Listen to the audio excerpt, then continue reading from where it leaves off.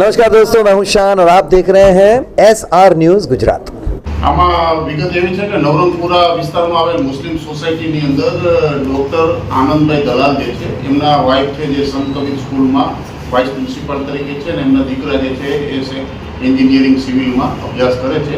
પરિવારમાં ફક્ત 3 જણા હોય અને દિવસ દરમિયાન એ કોલેજમાં અભ્યાસ અર્થે ગયેલા હતા, ડૉક્ટર દવાખાને ગયેલા હતા અને આ મેડમ જે છે ફરિયાદી એ સંત કબીર સ્કૂલમાં પોતાના એજ્યુકેશનના કામ માટે સ્કૂલે હાજર હતા। એ દરમિયાનમાં ડૉક્ટર સાહેબ બપોરના સમયે ઘરે આવતા એમના ઘરનું પાછળના દરવાજાનું કોઈ લોક છે એ કોઈ હથિયાર વડે બળ વાપરી અને ખોલી અને અંદર પ્રવેશ કરીને ઘરની અંદર રાખેલ કબાટના તાળામાંથી સોનાની જે બંગડીઓ તથા એક સર્વિસ રિવોલ્વર જે ડૉક્ટરની સાથે લાઇસન્સવાળી હતી એ સર્વિસ રિવોલ્વર તથા એમના ફરિયાદમાં જણાવ્યા મુજબ એમના 50 વર્ષ જૂના ડાયમંડના 2 હાથ તેમજ બીજી વસ્તુઓ મળી અને આશરે 17,28,000 રૂપિયાની ચોરી થયેલાની ફરિયાદ 24/9/2024ના રોજ દાખલ નવરંગપુરા પોલીસ સ્ટેશનમાં નવરંગપુરા પોલીસ ઇન્સ્પેક્ટરે આ કામે તપાસ સંભાળી અને ડોગ સ્કોડ, ફિંગરપ્રિન્ટ તેમજ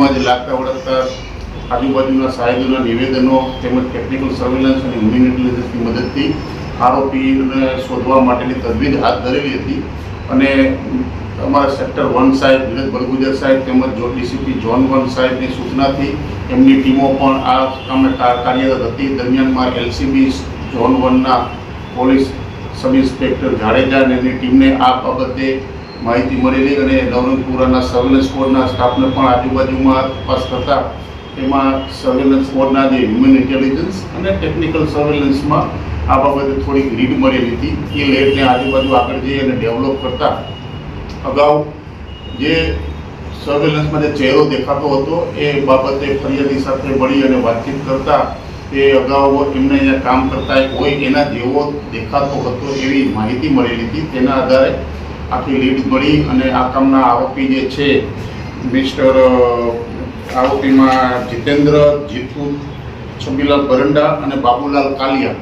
આ બાબુલાલ કાલિયા જે છે અગાઉ 2020માં જે કોરોના વખતે એમને ત્યાં ઘરઘાટી તરીકે કામ કરતા હતા, જેથી એમની કાર્યશૈલી અને રહેવાની ટેકનિકલ જે બાબતની એની દિવસમાં ઘરે રહેતા નથી એની જાણકારી હોય એની માહિતીથી વાકેફ હોવાથી એમને દિવસના સમયે પસંદ કરી અને ઘરમાંથી આ ચોરી કરેલી હતી અને ચોરી કરી અને તે તેમાં નાસી ગયેલા હતા।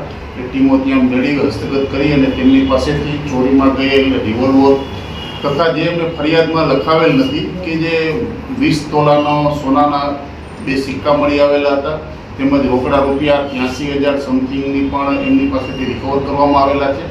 ખરેખર આ સોનાના જે 50 વર્ષ જૂના હાર જે છે ખરેખર એમના ગયેલા છે કે કેમ એ બાબતે હજી ફરિયાદીને પૂછપરછ કરી અને માહિતી મેળવવામાં આવેલી છે। હાલમાં પૂછપરછ દરમિયાન આરોપીએ જેટલી ચોરી કરેલી હતી તમામ મુદ્દામાં આરોપી પાસેથી હસ્તગત કરવામાં પોલીસને સફળતા મળેલ છે, પણ હજુ એને રિમાન્ડ ઉપર આજે રજૂ કરી અને નામદાર કોર્ટમાંથી એમના રિમાન્ડ મેળવેલ છે। એટલે હજી એને આગળ પૂછપરછ કરી અને વધુ આ ગુના કામે કોઈ અન્ય ગુનામાં સંડોવાયેલા છે કે કેમ એ બાબતેની પૂછપરછ ચાલી રહી છે। આ કામના આરોપી બંને પોતાના નાણાકીય ફાયદા સારું સામાન્ય રીતે ચોરી કરેલી છે અને અગાઉ એ ઘરઘાટી તરીકે કામ કરતા હતા એટલે એમની કાર્યશૈલીથી વાકેફ હતા। છેલ્લા 3-4 વર્ષથી એમને ત્યાં કામ કરતા નથી, પરંતુ એમને કદાચ રેકી કરેલી હોય અને બંધ મકાનનો મોકો મેળવી અને ઘર તોડી અને ચોરી કરેલી છે। સાહેબ, રાજસ્થાનથી સ્પેશિયલ આવ્યા હતા કે અહીંયા જ રોકાઈને કામ કરતા હતા અને ચોરી કર્યા બાદ ક્યાં ફરાર થઈ ગયા? હાલમાં પ્રાથમિક દ્રષ્ટિએ એવું છે કે રાજસ્થાનથી સ્પેશિયલ આ હેતુ માટે જ આવેલા હશે અને ચોરી કરીને સીધા જ રાજસ્થાન ગયેલા હતા। બનાવ આશરે એમના પૂછપરછમાં મુજબ એ 11 વાગ્યા કે 11:30 વાગ્યા સુધી પહેલાં તો ચોરી કરી અને નીકળી ગયેલા હતા એવું જણાઈ આવેલું છે। ઓકે। हाय नमस्कार, मैं हूं अली असगर और आप देख रहे हैं SR news Gujarat. Please like, subscribe and share करो।